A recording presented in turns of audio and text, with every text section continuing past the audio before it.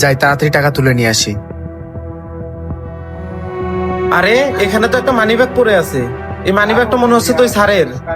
ও sir, sir, ও sir, ও sir, হ্যাঁ বলো, কি হয়েছে? স্যার এই মানিব্যাগটা মনে হয় আপনার, ওখানে পড়েছিল। হ্যাঁ, এটা তো আমারই মানি ব্যাগ। হায় আল্লাহ! ভাই, আপনি জানেন এটার ভিতরে কি আছে? স্যার আমি তো জানি না এটার ভিতরে কি আছে, আর আমি তো এটা খুলেও দেখি নাই। এই যে এই ফ্যাক্টরির 50 জন ওয়ার্কারের বেতন আছে, আমার ড্রাইভিং লাইসেন্স আছে, এমনকি আমারও বেতন আছে। আপনি যে আমার কি বড় উপকার করছেন সেটা আমি বলেও বুঝাতে পারবো না।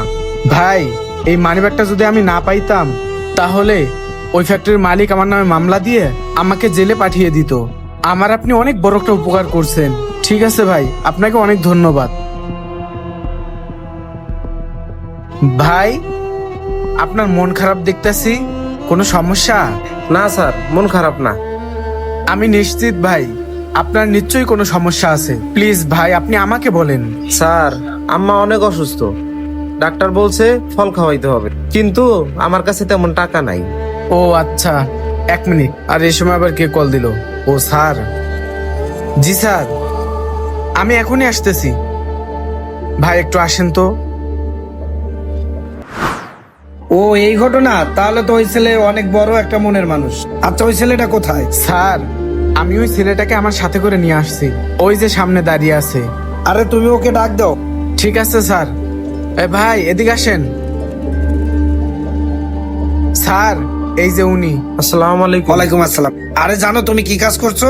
আচ্ছা তোমার বাড়িতে কে কে আছে? স্যার বর্তমান শুধু আমার আম্মাই আছে, তাও আবার অনেক অসুস্থ। ও, তোমার বিষয়ে আমি সবকিছু শুনছি। ঠিক আছে দাঁড়াও, এই আমার কোম্পানির কার্ডটা রাখো, কালকে সকালে আমার অফিসে এসে জয়েন করো। এখন চলো আমার সাথে। এ হজরত, জি স্যার, বলেন কি লাগবে আপনার? তুমি ওকে 2 কেজি ড্রাগন ফল দিয়ে দাও। স্যার, ওর কাছে তো টাকা নাই, ও একটু আগে আমার দোকানে আসছিল। টাকা নিয়ে তোমার কোনো চিন্তা করতে হবে না, তুমি ওকে 2 কেজি ফল দিয়ে দাও। এরপরে যদি ওর কোনো ফল টল লাগে তুমি ওকে দিয়ে দিবে, আমি তোমাকে টাকা দেবো। ঠিক আছে স্যার। যাই হোক, আমার কোনো সমস্যা নাই, আমার ফল বিক্রি করলে হয়েছে। কে টাকা দেয় না দেয় এটা আমার দেখার দরকার নেই।